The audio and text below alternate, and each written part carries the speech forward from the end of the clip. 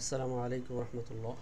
আমি এখন দেখাবো আমাদের আন্নুর করজে হাসানা সফটওয়্যার কিভাবে আমরা ব্যবহার করতে পারি এবং এই সফটওয়্যার ব্যবহার করে কিভাবে আমরা সকল হিসাব নিকাশ করজে হাসানার সকল কার্যক্রম পরিচালনা করতে পারি। তো আমি মোবাইল ভার্সনে দেখাবো, যেহেতু আমাদের বেশিরভাগ ইউজারই মোবাইল দিয়ে ব্যবহার করেন। তো প্রথমে একটি ব্রাঞ্চ স্থাপনা করার পরে অ্যাডমিন প্যানেল থেকে একটি এরকম অ্যাক্সেস দেওয়া হবে, একটি ব্রাঞ্চের অ্যাডমিন প্যানেলে অ্যাক্সেস দেওয়া হবে। তো এখানে দেখতে পাচ্ছেন নতুন একটি ব্রাঞ্চের জন্য আমরা অ্যাডমিন প্যানেলে অ্যাক্সেস দিয়েছি। এই ব্রাঞ্চটা এখনও কোনো লেনদেন হয়নি। এটা হচ্ছে জাহিদপুর বড় জামে মসজিদ। সো আমি এটা দিয়েই দেখাবো কিভাবে আমরা শুরু থেকে ব্রাঞ্চের কার্যক্রম এখানে চালু করতে পারি। তো প্রথমে এটা হচ্ছে আমাদের ড্যাশবোর্ড পেজ। এখানে সব ধরনের রিপোর্ট, অর্থাৎ আমার বর্তমানে হাতে কত টাকা ব্যালেন্স আছে, আমার টোটাল সঞ্চয় কত আছে, কর্জ কত দেওয়া আছে এবং আয় ব্যয়ের হিসাব। এখান থেকে প্রথমে আমরা যাব হচ্ছে দলে। তো দলে গেলে আমরা এখানে দেখতে পারবো এখানে দুইটা দল তৈরি করা আছে। আমি এই যে কর্নারে যে প্লাস আইকন আছে, এখান থেকে আমরা দল তৈরি করতে পারবো। দল হচ্ছে একটা টিমে ভাগ করা। আমরা 25 জন সদস্য মিলে একটা টিম বা একটা দল তৈরি করা হয়। এটা কাজকে সহজ করার জন্য, যে একটা নির্দিষ্ট এরিয়ার সবার জন্য দল, নির্দিষ্ট এরিয়ার জন্য একটা করে দল তৈরি করা হয়। তো এখান থেকে আমরা প্রথমে দল তৈরি করব। তো এখানে দুইটা দল তৈরি করা আছে। সো এরপরে এই দলগুলোর মধ্যে আমরা প্রত্যেকটা দলে আমরা সদস্য ভর্তি করতে পারবো দলের আওতায়। সো এখান থেকে সদস্য ভর্তির অপশন আছে। তো আমি হচ্ছে যদি প্রথম দলে আবু বকর দলের নাম, যে কোনো নাম দেওয়া যেতে পারে। সো এরপরে সদস্য ভর্তি, এখান থেকে আমরা হচ্ছে সদস্য ভর্তি করব। তো এখানে সদস্যের নাম, মোবাইল নাম্বার, তারপরে সদস্যের অভিভাবকের নাম। তো এখান থেকে সদস্য ভর্তি করবেন। অভিভাবকের নাম, জেন্ডার, প্রত্যেকটা সদস্যের একটা সিরিয়াল নম্বর থাকবে। প্রত্যেকটা আলাদা আলাদা সিরিয়াল নম্বর থাকবে 1 থেকে 25 পর্যন্ত। সো সেই অনুযায়ী সিরিয়াল নাম্বার দিবেন। একই সিরিয়াল নাম্বার দুজন সদস্যকে দেওয়া যাবে না। আর ইউজার এই সেকশনটা আপাতত এটা রিমুভ করব আমি, এটা বাদ রাখবেন। এরপরে সদস্য ভর্তি হওয়ার পরে যেটা আমাদের করতে হবে, যে প্রত্যেকটা সদস্য যখন সঞ্চয় দিবে তখন সদস্যদের সঞ্চয় এখান থেকে জমা করতে হবে। তো সঞ্চয় জমার ক্ষেত্রে আমরা এইখানে যে সঞ্চয় জমার বাটনটা আছে, এই সঞ্চয় জমার বাটন থেকেও আমরা সদস্যদের সঞ্চয় দিতে পারি। যদি একসাথে অনেকগুলো সদস্যের সঞ্চয় জমা দিতে হয়, তাহলে আমরা এখান থেকে দেওয়াটাই সহজ হবে। যেমন হচ্ছে আমরা এখানে গেলাম ডিপোজিট পোস্টিং। তো এখানে দলের নাম এবং সদস্যের সিরিয়াল নাম্বার এখানে সিলেক্ট করা আছে 1 নম্বর। সো 1 নম্বরে আমরা হচ্ছে এখান থেকে ডেট পিকার আছে, ডেট পিকার থেকে আমরা হচ্ছে ডেট সিলেক্ট করে দিতে পারবো। তারপরে কয় টাকা আমি সঞ্চয় জমা দিতে চাচ্ছি, এখানে টাকা দিব এবং সাবমিট দিলে এই সদস্যের জন্য সঞ্চয় জমা হয়ে যাবে। তারপরে আমরা যদি এখানে আরেকটা সিস্টেম আছে, যে আমি যদি কোনো সদস্যের সঞ্চয় জমা দিতে চাই, তাহলে এখান থেকে ওই যে সদস্যের লিস্ট আসবে, এই লিস্টের এখানে আমি ওই সদস্যের নামের উপরে যেতে পারি। যদি একজন আলাদা সঞ্চয় জমা দিতে হয় একজন সদস্যের, সেক্ষেত্রে এখান থেকেও দেওয়া যায়। সো এই লিস্টের মধ্যে গেলে আমরা এখানে সঞ্চয় জমা একটা বাটন আছে, এইখান থেকে আমরা সঞ্চয় জমা দিতে পারবো। আগের ওই পেজে নিয়ে যাবে, এখান থেকে আমরা একইভাবে সঞ্চয় জমা দিব। এরপরে যখন আমরা সদস্যদের এই তালিকার মধ্যে গেলে এখান থেকে দেখতে পারবো কোন সদস্যের সঞ্চয়, অর্থাৎ এই যে কোন সপ্তাহে কত টাকা সঞ্চয় দেওয়া হলো। এখান থেকে আমরা দেখতে পারবো কোন সদস্যের সঞ্চয় কত জমা হয়েছে। এখানে ব্যালেন্সে দেখাবে আগে টোটাল কত এই সদস্যের সঞ্চয় জমা হয়েছে, এখানে ব্যালেন্সে আসবে।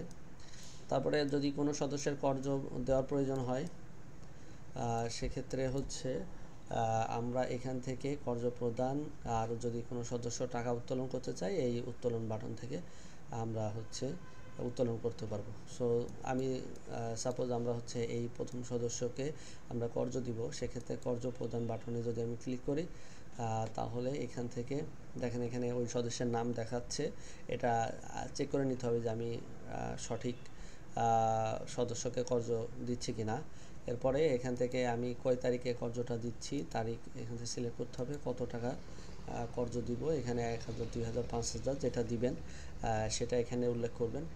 টোটাল কিস্তি অর্থাৎ কত কিস্তিতে টাকাটা মূলত পরিশোধ করবে, যদি 6 মাসে করে 24 কিস্তি, তো এখানে উল্লেখ করে দিবেন। তারপর কোন কারণে সে মূলত কর্যটা নিচ্ছে সেটা এখান থেকে সিলেক্ট করে দিবেন। তারপরে এখানে কর্য প্রদান বাটনে ক্লিক করলে ওই সদস্যের কর্য দেওয়া হয়ে যাবে। তো এরপরে আমি যদি চাই যে